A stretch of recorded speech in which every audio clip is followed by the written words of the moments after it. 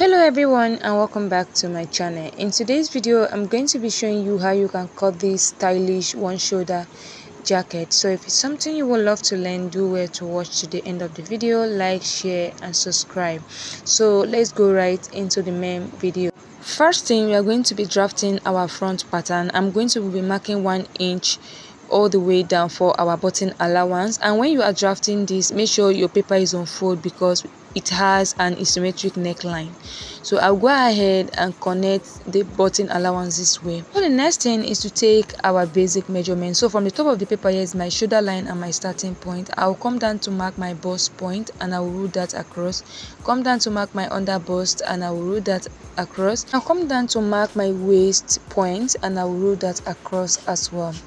So this is my waistline, my under bust line and my bust line.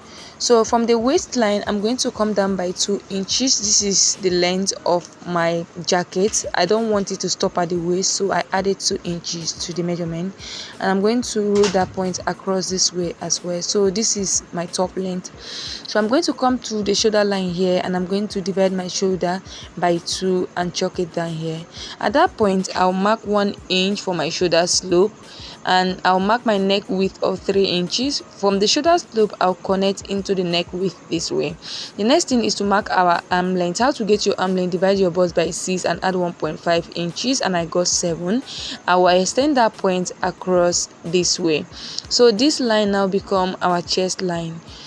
I'm going to mark my shoulder measurement on this line to get a straight line. Then I'll connect from the shoulder slope to that point we just marked. I'll come here to mark the midpoint of this line here. At that point, I'll go in by half an inch. I'll come to the chest line, divide my bust circumference by 4. I'll chalk it down there and connect my armhole. The next thing, I'm going to mark my nipple to nipple measurement divided by 2, and that gives me 3.5. I'm going to mark it on the bust line, under bust line, on the waist line. And I'm going to connect the point together with a straight line, connecting the point together like this. Then on the waistline, I'm going to mark half an inch on both sides of this dart leg, and I'm going to connect all the way to the bust line, forming my dart this way. So the next thing is to impute our arm body measurement. We've already marked our bust line. I'll come to the under bust line. I'll mark my under bust divided by 4. On the waistline, I'll mark my waistline divided by 4. Then I'll replace the 1 inch for that we took there and I'll connect my line together. So then from the waistline, I'll just slant the line to the top length this way. I'll come here to mark my neck depth of 3 inches. Then I'll connect from the neck width all the way to the 3 inches this way. So to give it that process that we have on the jacket, I'm going to connect from the bust line with my curve rule to the midpoint of my armhole this way, and I'm going to come down here by 1 inch. We're going to tighten up this place by 1 inch, and I'll reconnect back into the initial line this way.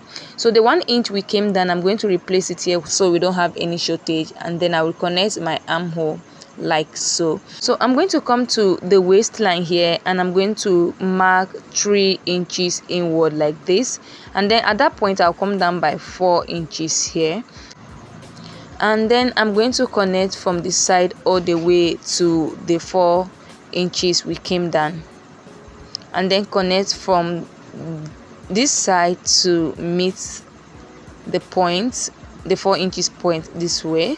So you can see we have the shape of our jacket here. So I'm going to mark my nipples to nipple divided by 3 here, and I'm going to connect my dart all the way to that point. I will extend my dart all the way to that point this way.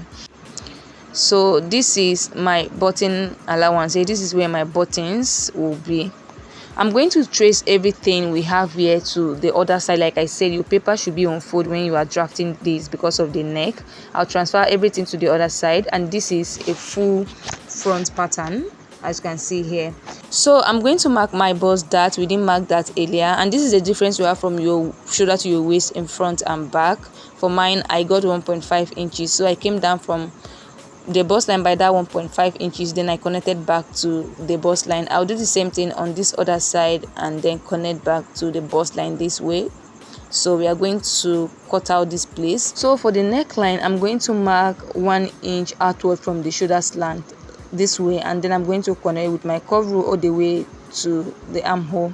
And from the armhole, I'm going to come down by half an inch. This is to avoid any form of gaping here. I will then blend the line into the initial line this way. And this is basically it for the front pattern. As you can see, I'll just go ahead and cut everything out.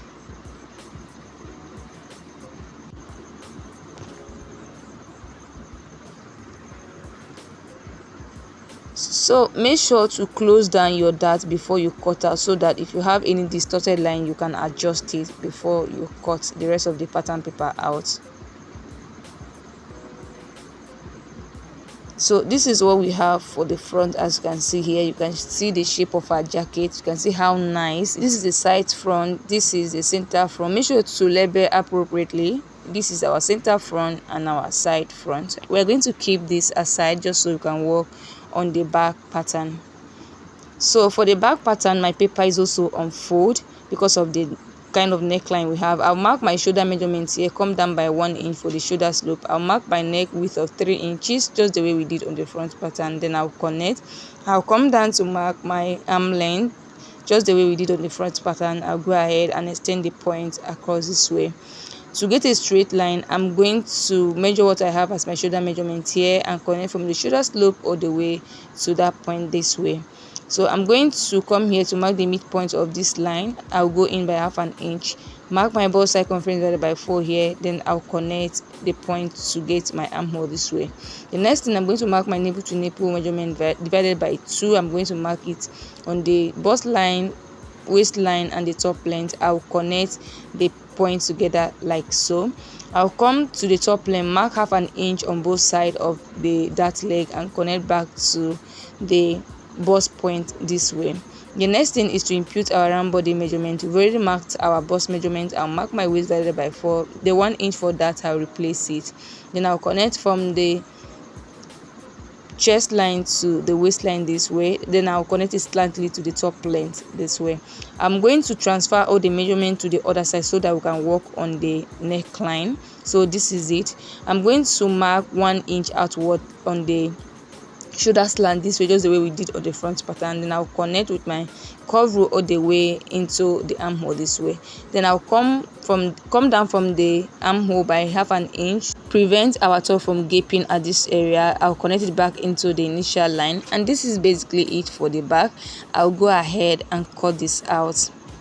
So if I've watched to this point and you have not yet subscribed, please do wait to hit on the subscribe button. Subscription is totally free. Like, share. If you have any question, do wait to leave it in the comment section, and I'll promise to attend to all of them. Thank you so much for doing that.